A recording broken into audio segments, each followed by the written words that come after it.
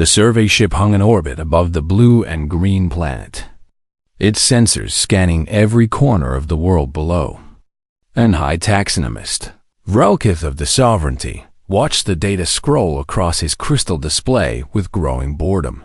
Another primitive species, he muttered to his assistant, his 4 eyes narrowing with disappointment. They have not even left their own moon yet. The year was 2847 by the local calendar, and Earth was just another tiny world orbiting an ordinary yellow star at the edge of the galaxy, where nothing interesting ever happened. And Vrelkith had seen hundreds of such worlds in his long career. He spent exactly 14 hours studying the humans before making his decision.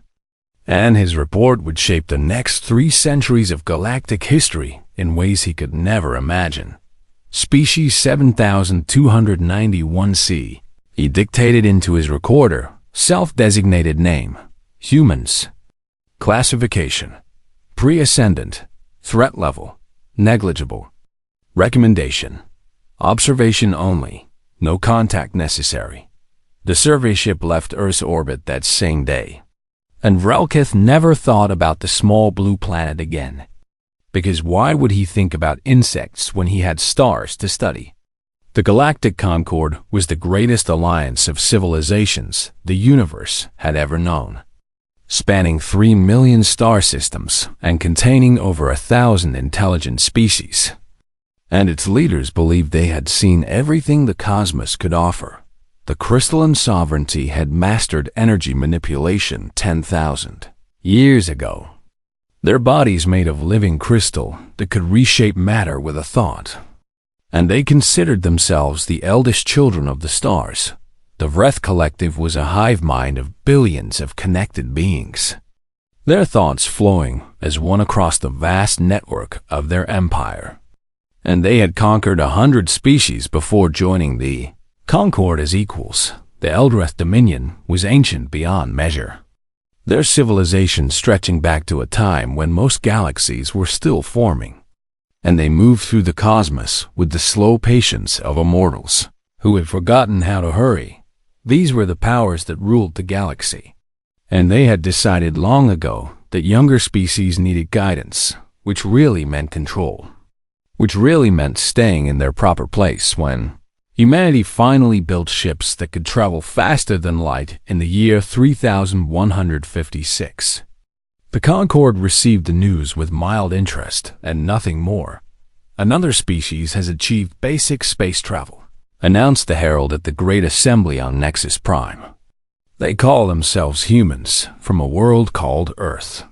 High Sovereign Talveth, ruler of the sovereignty and current head of the Concord, barely looked up from his meditations, his crystal form pulsing with soft light as he processed the information. Grant them one system beyond their own, he said, with the casual authority of someone who had made such decisions 1,000 times.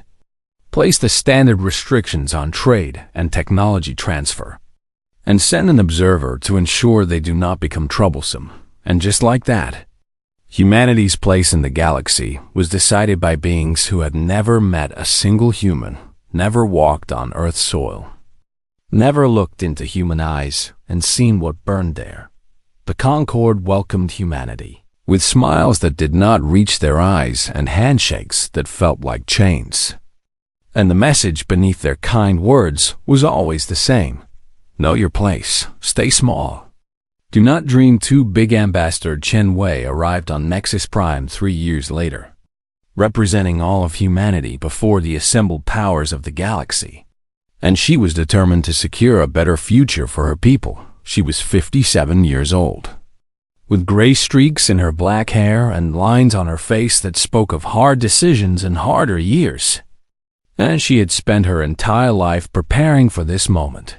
The assembly chamber was vast beyond human imagination, a sphere of pure energy containing delegates from 1,000 worlds.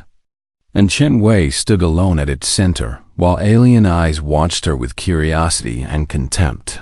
Honored members of the Galactic Concord, she began, her voice steady despite the weight of 1 billion hopes pressing down on her shoulders. I come before you today to request expanded territory for the people of Earth. Murmurs rippled through the chamber, translated into 100 languages, and most of them carried tones of amusement rather than interest. Our population grows, Chen Wei continued. Our young people dream of new worlds to explore and settle. And we ask only for the chance to grow as other species have grown before us. High Sovereign Talveth's crystal form shifted, light playing across surfaces that seemed to contain entire universes within their depths. And when he spoke, his voice echoed with ancient power. "Little human," he said, not unkindly, but with a condescension that cut deeper than any insult. "Your kind has existed for merely a heartbeat of cosmic time, and you come before us asking for more when you have barely learned to use what you have." Chen Wei felt her jaw tighten but kept her expression neutral. Because she had expected this, had prepared for this, had warned her government that the Concord would not simply hand them what they wanted. With respect, "Aye, Sovereign," she replied. "Every great civilization was young once, and we ask only for the opportunity to prove ourselves." Laughter echoed through the chamber, cruel and dismissive, and Talveth's eyes glowed brighter with something that might have been irritation or might have been amusement. "Your kind breeds like vermin and expects the galaxy to accommodate your excess," he said, his voice sharp now. "Return to your little worlds, human. The adults are busy with matters beyond your understanding." The words hung in the air like a slap, and Chen Wei felt every eye in the chamber watching to see how she would react. Waiting for her to grovel or rage or beg, she did none of those things. Instead, she simply bowed, a gesture of respect that somehow felt like a promise. And then she turned and walked out of the chamber without looking back. The delegates watched her go with expressions ranging from confusion to contempt, and none of them understood what they had just witnessed, because none of them knew how to read human body language well enough to see the steel in her spine. Chen Wei's report to Earth was brief and cold, containing only the facts of her humiliation and the Concord's rejection. But her final recommendation would echo through human history. "They see us as insects," she wrote. "They will never respect us until we make them respect us. And the only language they understand is power." Back on Earth, in chambers hidden from alien sensors, generals and scientists and leaders read her words and nodded with grim understanding, because they had always known this day would come. And in the shadow of Jupiter's moons, construction continued on projects that officially did not exist, built by workers who had signed away their names, funded by budgets that appeared nowhere in any record. Humanity smiled at the galaxy and accepted its small place with apparent grace. And all the while, in the darkness between worlds, something was growing. The Concord had made their judgment, and they believed the matter was settled forever. They could not have been more wrong. 30 years passed like water flowing through cupped hands, and humanity learned to wait with a patience that surprised even themselves. Building and growing in the shadows while the galaxy forgot they existed, Kepler 442b was supposed to be humanity's second chance, a rocky world at the edge of their tiny territory that scientists had spent 2 decades transforming from a barren rock into something that could support human life. 40,000 colonists had made the journey across the stars to build homes on that distant world. Families who had sold everything they owned for the chance to be pioneers. Children who had never known any sky but Kepler's pale blue heavens. Maria Santos was 7 years old when her parents brought her to the colony, and she had grown up believing that this world belonged to her people, that the fields her father farmed and the school her mother taught in would stand forever. She was 29 when the Vreth ships darkened the sky. The Vreth Collective had always believed the border systems belonged to them by ancient right, a claim that predated humanity's existence by thousands of years. And when their scanners detected rich mineral deposits beneath Kepler's surface, they decided to take what they considered their supreme hive commander Vrexith led the mining fleet personally, 40 warships escorting a dozen massive harvester vessels. And he did not bother to announce his arrival to the humans below. These creatures are irrelevant. He communicated to his swarm, his thoughts rippling through the collective consciousness of his crew.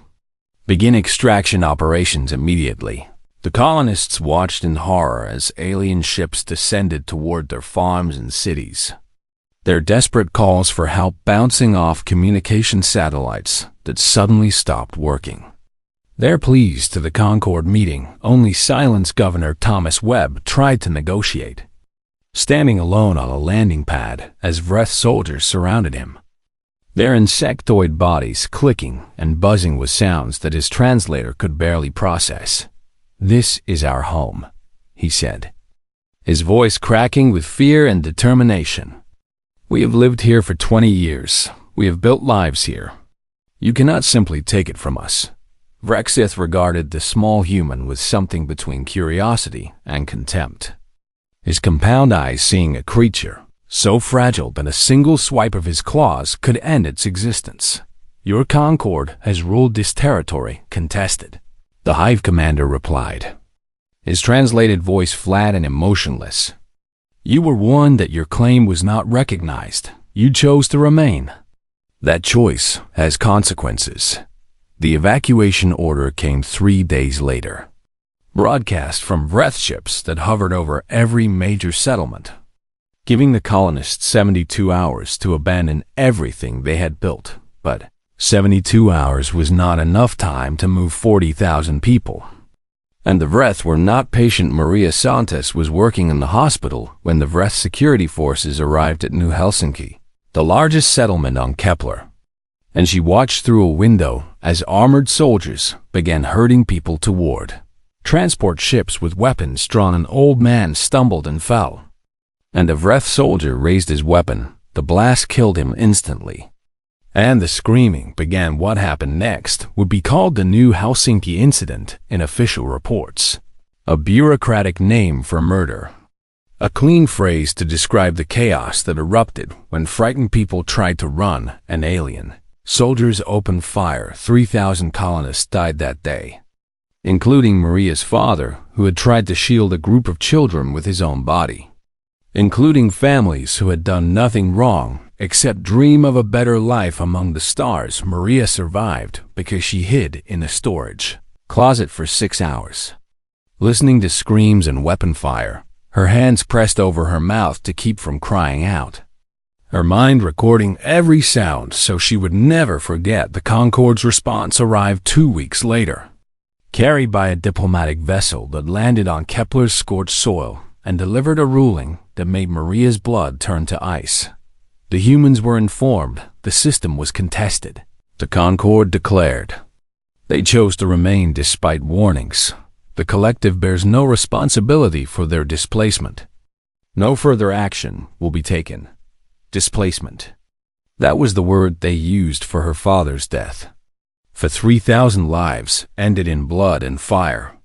For children crying over bodies that would never move again. Ambassador Chen Wei, now 70 years old and tired beyond measure, received the ruling in her office on Earth and sat in silence for a long time, remembering the day she had warned her government that this moment would come. Human ships began withdrawing from border systems the next day, embassies closing their doors, trade vessels returning home without explanation, and the galaxy watched with confusion and interest.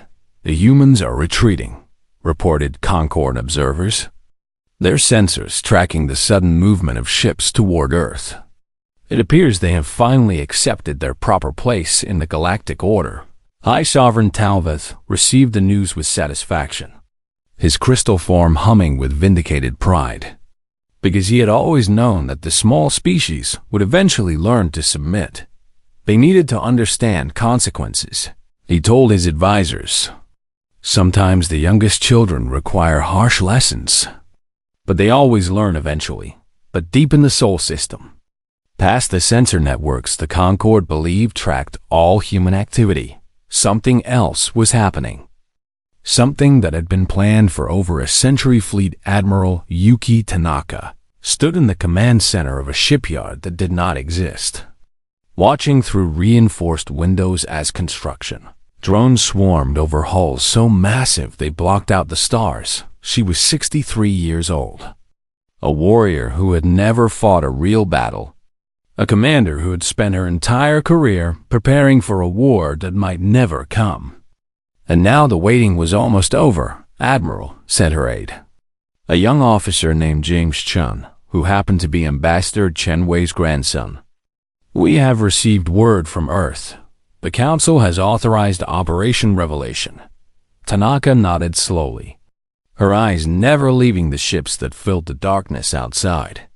12 mountains of metal and fury that represented everything humanity had sacrificed and hidden for 3 generations. How are the crews? She asked. Ready, James replied. Angry, but ready. They all lost someone at Kepler. They all want justice. Tanaka turned to face him, and her expression held something that might have been sadness or might have been relief that the pretending was finally over. Justice is not what we are bringing them, she said quietly. We are bringing them a choice. They can recognize us as equals, or they can learn what happens when you corner a species that spent 50,000 years learning to fight in orbital stations around Jupiter's moons. Crews who had trained in secret for years received their orders and moved to their posts, hands steady despite hearts pounding with anticipation and fear on Earth. In bunkers hidden beneath mountains and oceans, leaders watched displays showing ship movements and held their breath, knowing that everything their species had built was about to be tested and across the galaxy. In the halls of power, where the Concorde ruled with ancient authority, no one suspected that the insignificant humans were about to introduce themselves.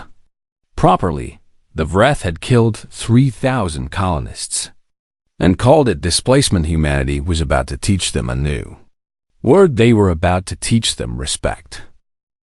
Supreme Hive Commander Vrexith had conquered 12 worlds and crushed 17 rebellions in his long service to the collective, and he feared nothing that moved through the darkness between stars. His fleet held position around Kepler 442b with the casual confidence of predators who had never met anything capable of challenging them. 40 warships bristling with weapons that had burned civilizations to ash.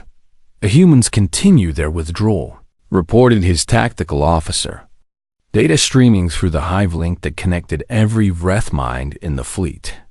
Our sensors show no military vessels within 50 light years. Vrexith acknowledged the report with a pulse of satisfaction, his compound eyes sweeping across the holographic display that showed his complete dominance of the system. Weak creatures, he communicated to his swarm. They lacked the spine for conflict, as all young species do. The mining operations were proceeding ahead of schedule. Massive harvesters tearing into Kepler's crust to extract the precious minerals that had drawn the collective here. And Vrexith was already composing his report of total success, then every alarm on. Every ship in his fleet screamed at once, the gravitational anomaly that tore open at the edge of the system was like nothing Vreth sensors had ever recorded. Not the subtle ripple of standard faster-than-light travel, but a wound in the fabric of space itself. Vrexith felt his entire swarm recoil in shock as something emerged from that wound. Something so massive that his tactical computers struggled to process what they were seeing. What is that? He demanded, his thoughts sharp with sudden fear. Identify that vessel immediately, but his sensors could not identify it, because nothing in any Vreth database matched what was now sliding into reality with the terrible patience of a nightmare. Given form, the UES Defiance was 17 kilometers long and 5 kilometers wide. A brutal angular fortress of armor and weapons that seemed to absorb the light of distant stars. Hull was layered in materials that Vreth scanners could not penetrate. Alloys that had been forged in secret facilities and tested in hidden proving grounds. Metals that laughed at energy weapons designed to crack planets. Her weapon arrays numbered in the hundreds, each one larger than the biggest guns on any Vreth warship. And they hummed with power signatures that made Rexith's tactical officer whimper through the hive link. But the Defiance was not alone. Behind her came the Resolve, equally massive and equally terrifying, followed by the Indomitable, then the Remember Kepler, then ship after ship after ship until 12 human dreadnoughts hung in space like a wall of righteous fury. Vreth stared at the display and felt something he had not experienced in over a century of warfare. Something his species had almost forgotten how to feel. He felt small. All ships, he commanded, forcing his thoughts through the hive link with desperate authority. Combat formations. Charge all weapons. Prepare to. Admiral Yuki Tanaka's voice cut across every frequency in the system, broadcast in every known language with perfect clarity. And the words hit the Vreth fleet like physical blows. This is Admiral Tanaka of the United Earth Navy.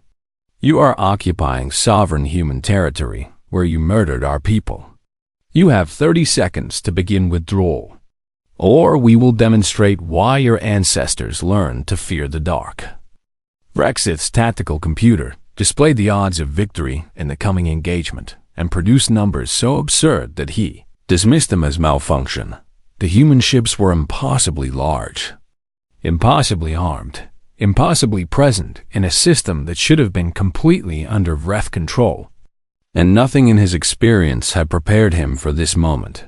But he was a warrior of the collective, bred and trained for combat, and he would not flee from any enemy, no matter how terrifying. All ships open fire, he commanded. Maximum weapons discharge. Target the lead vessel. Every ship in the Vreth fleet unleashed everything they had at the Defiance. Plasma lances that had cracked moon-sized asteroids. Graviton torpedoes that had torn space stations apart. Particle beams that had shattered 100 enemy armadas. The combined firepower of 40 warships reached toward the human vessel in a storm of destruction that should have vaporized anything it touched. It splashed against the Defiances. Hull like rain against stone. Admiral Tanaka watched the damage. Reports scroll across her display. Her expression as calm as a frozen lake on a windless day. 0.003% hull degradation, reported her tactical officer, Lieutenant Commander Sarah Park, her voice carrying a note of wonder that she could not quite suppress. Impressive, Tanaka said dryly. They almost scratched the paint around her. The bridge crew of the Defiance worked their stations with quiet efficiency. Men and women who had trained their entire lives for this moment, whose parents and grandparents had built these ships, knowing they might never see them fly. Admiral, said James Chun from the communications station, the Vreth fleet is charging for a second volley. Tanaka nodded slowly, her eyes finding the tactical display where the enemy formation glowed with hostile red markers. How long have they been here? She asked, her voice soft. The fleet arrived 43 days ago, James replied. The massacre at New Helsinki was 41 days ago. 41 days since 3,000 humans had died screaming. 41 days since Maria Santos had hidden in a closet and listened to her father being murdered. 41 days of rage building behind human eyes across 100 worlds. Guns free, Tanaka said softly. The Defiance's primary batteries spoke with voices that shook space-time itself. Kinetic accelerators that hurled projectiles at a fraction of light speed, each impact carrying more energy than the Vreth fleet's combined firepower. First salvo punched through 3 warships before they even registered the attack. Hulls rupturing in cascades of atmosphere and bodies. Weapons platforms shattering like glass before giants. Evasive maneuvers. Rexith screamed through the hive link. But his ships were too slow, too small, too fragile For what they faced, the Remember Kepler advanced through the Vreth formation with terrible purpose. Her weapons choosing targets with cold precision. Directed energy systems that carved through shields like water through sanda. Vreth cruiser tried to ram the human dreadnought in desperation. And the Remember Kepler did not even alter course as the smaller vessel crumpled against her bow like paper against iron. They cannot be stopped, wailed a thought through the hive link. They cannot be hurt. They are death given form. Rexith watched his fleet die around him. Ship after ship vanishing in flowers of fire and debris. And he felt the hive link fill with terror as minds that had never known defeat learned what it meant to be prey. All ships retreat. He commanded. Maximum speed, all directions. Someone must survive to warn the collective.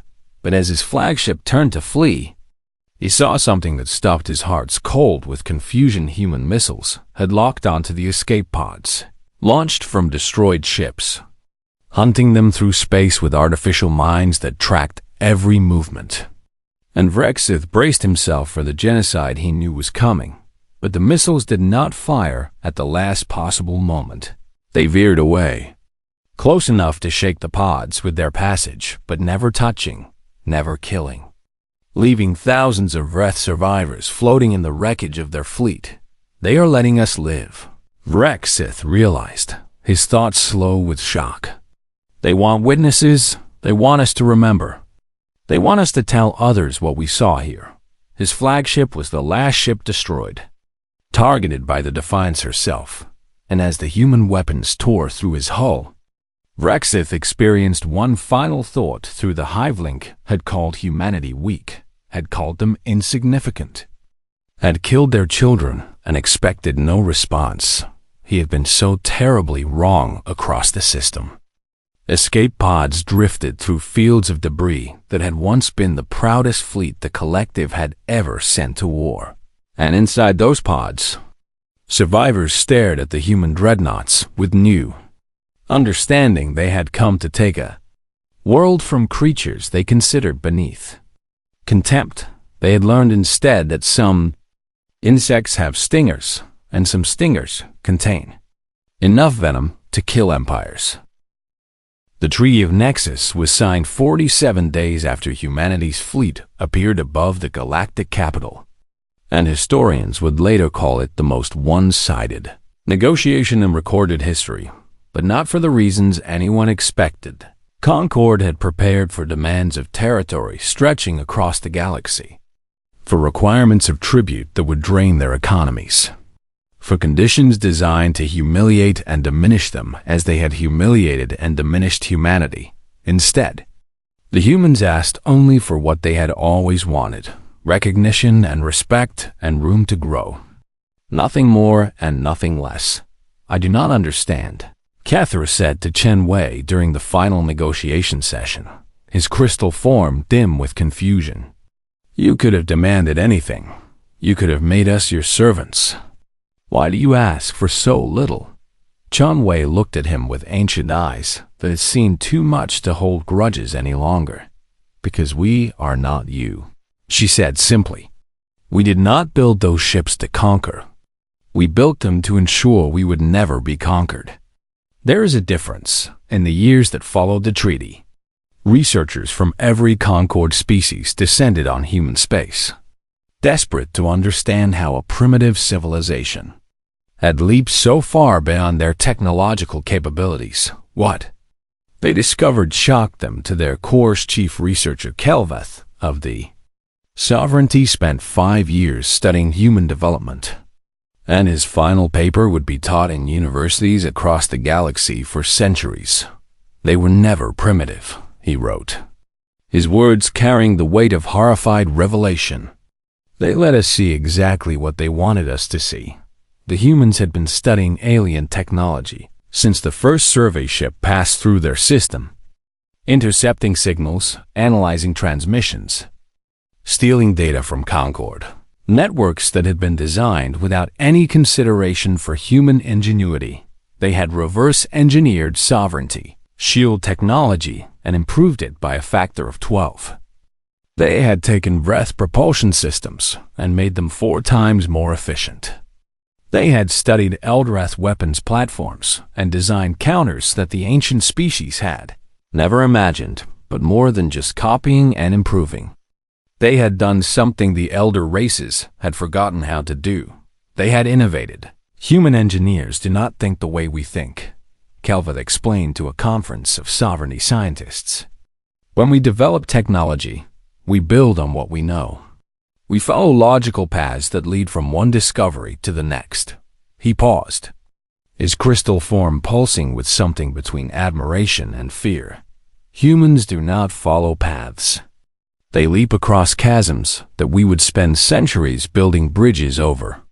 They make intuitive connections between concepts that have no logical relationship. They create solutions to problems by methods that our greatest minds cannot replicate. The galaxy learned other things about humanity in those years. Things that perhaps they should have discovered long before they made enemies of the small blue world. They learned that humans had survived 5 mass extinction events on their homeworld, including one that killed 96% of all life. And they had emerged stronger each time. They learned that human history was a continuous chain of wars and disasters and near destructions. And yet the species had never stopped advancing, never stopped reaching for the stars. They learned that humans had developed nuclear weapons and then spent decades pointing them at each other, living under the shadow of mutual annihilation. And somehow they had survived that too. And not like us, wrote Morveth of the Eldrath in his private journals. We became what we are through millions of years of gradual development. In a universe that was largely peaceful and accommodating, humans became what they are in a cosmic eye blink. Forged in fire and blood and constant struggle, he paused in his writing, considering his next words carefully. We saw their kindness and thought it was weakness. We saw their patience and thought it was submission. We saw their smiles and thought they had accepted their place beneath us. The old Elrath set down his writing tool and stared out at the stars. We never realized that their kindness was a choice. Their patience was a strategy, and their smiles were masks hiding 3 centuries of patient rage. High Sovereign Talveth lived another 100 years after the Treaty of Nexus. But he never recovered from the humiliation of being forced to negotiate as an equal with creatures he had once dismissed as vermin. His final words, recorded by palace historians on the day of his death, would serve as a warning to future generations. Do not mistake human kindness for weakness, he whispered, his crystal form fading to darkness. Do not mistake their restraint for inability. They could have burned the galaxy, and they chose not to. Pray they continue to choose mercy on Earth. Admiral Yuki Tanaka retired to a small house in Kyoto, surrounded by cherry trees that bloom pink every spring. And she spent her remaining years teaching history to children who would never know the fear of alien conquest. Students came from across human space to hear her lectures. Young people who wanted to understand how humanity had transformed from a footnote in galactic history to a power that even the eldest civilizations treated with respect. Admiral asked a young student named Michael Chun, grandson of James Chun, who had served on the Defiance. Were you afraid when you gave the order to reveal the fleet? Tanaka smiled, her weathered face creasing with memories of that terrible and glorious day. I was terrified, she admitted. I was commanding the most powerful weapons humanity had ever built, and I knew that if I made a mistake, billions of people would die. She looked out the window at the cherry blossoms falling like pink snow. But I also knew that we had no choice. The galaxy would never respect us while we were weak. And my generation had a duty to ensure that future generations would never have to hide. Michael considered this for a long moment. Do you think we did the right thing? Building those ships, showing the galaxy that we could destroy them if we wanted to. Tanaka turned to face him, and her eyes held the weight of decisions that had shaped the course of human history. We did what we had to do, she said quietly. Survival is not pretty, it is not noble, it is just necessary.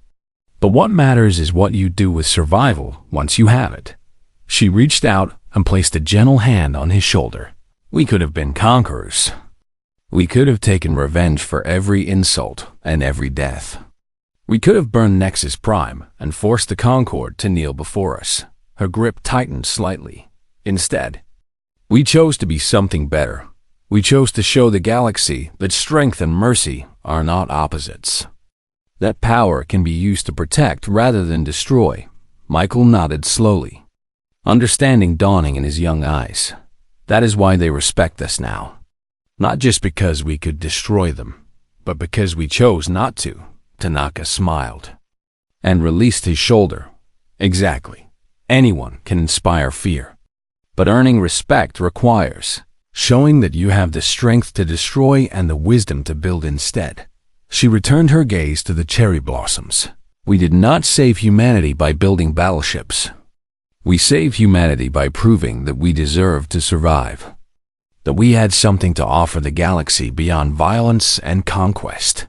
Years later, when Maria Santos stood before the memorial at New Helsinki and looked up at the names of 3,000 colonists, including her father, she thought about what the Admiral had taught.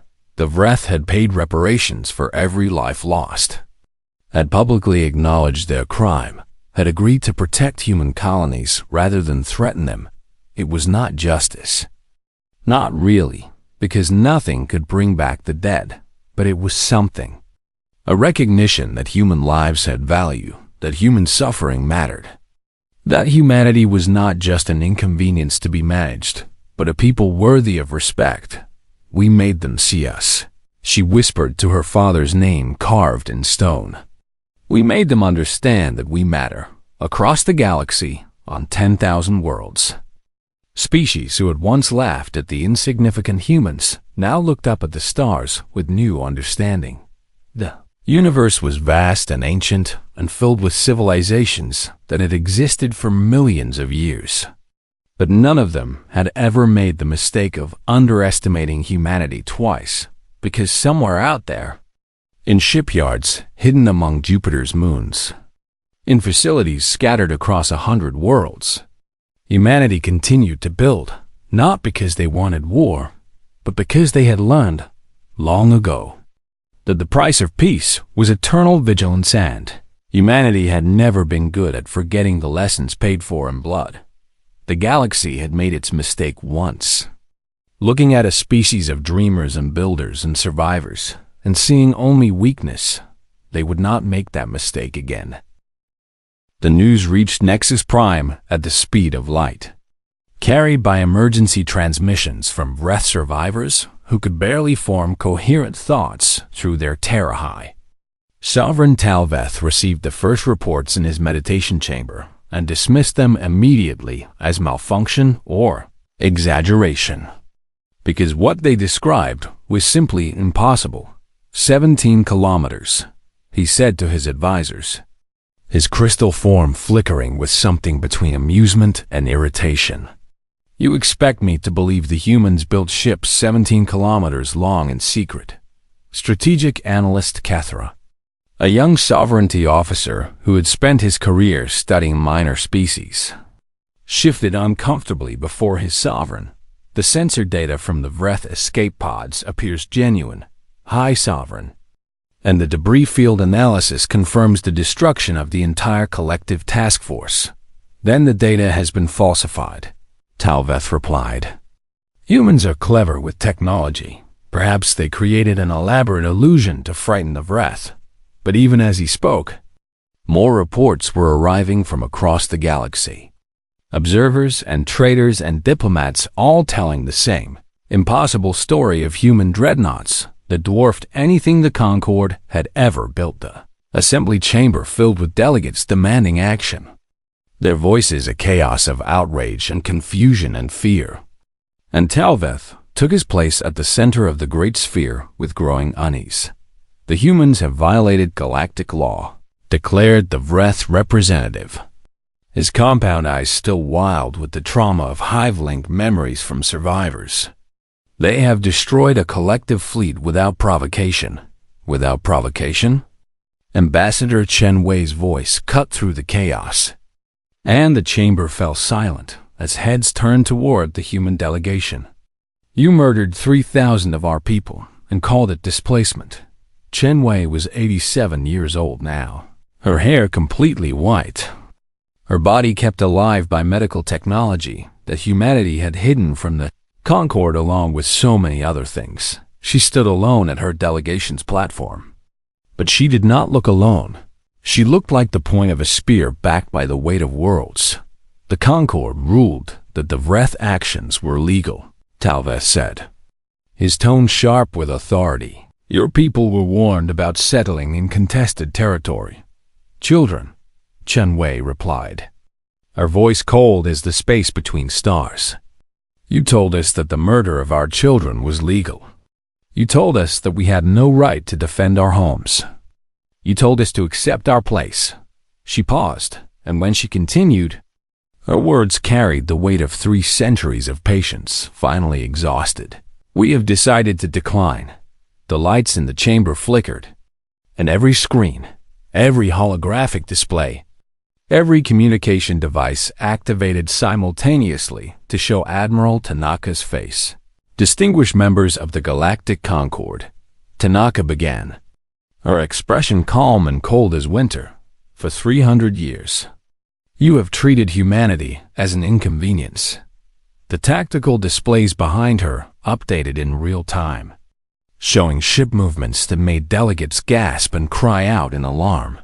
You denied us resources, territory, dignity. You laughed when we asked for justice. You told us that our dead children were merely displaced. The display showed human dreadnoughts emerging from fold space across the galaxy. Not just at Kepler, but at dozens of strategic locations, and most terrifying of all, a fleet of over 100 vessels now held position around Nexus Prime itself. We did not build these ships because we wanted war, Tanaka continued.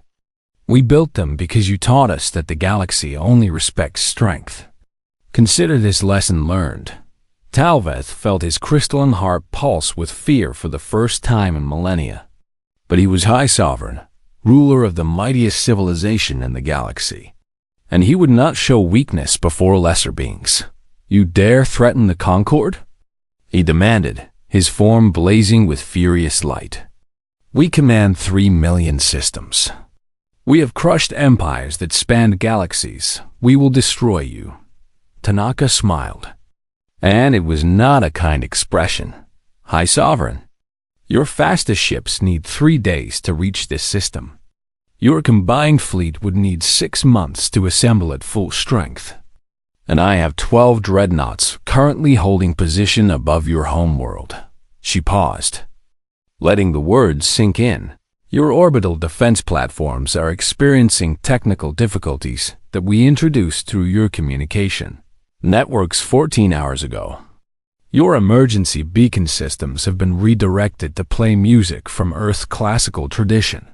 I believe the current selection is something called The Ride of the Valkyries. Kiethra checked his tactical display and felt his scientific mind struggle to process what he was seeing. Human ships had appeared at Nexus Prime without triggering a single sensor warning, had compromised defense systems that had been considered unhackable for 10,000 years. How is this possible? He whispered, more to himself than anyone else. How did they hide this from us? We showed you what you expected to see, Chen Wei replied, her old voice carrying across the stunned chamber. You looked at us and saw primitives, so we acted like primitives. You assumed we were building slow freighters and basic colony ships. So that is what your sensors reported. She smiled, and there was 3 centuries of bitter satisfaction in that expression. You never considered that we might be better at technology than you, because that would have required admitting we were capable of being your equals.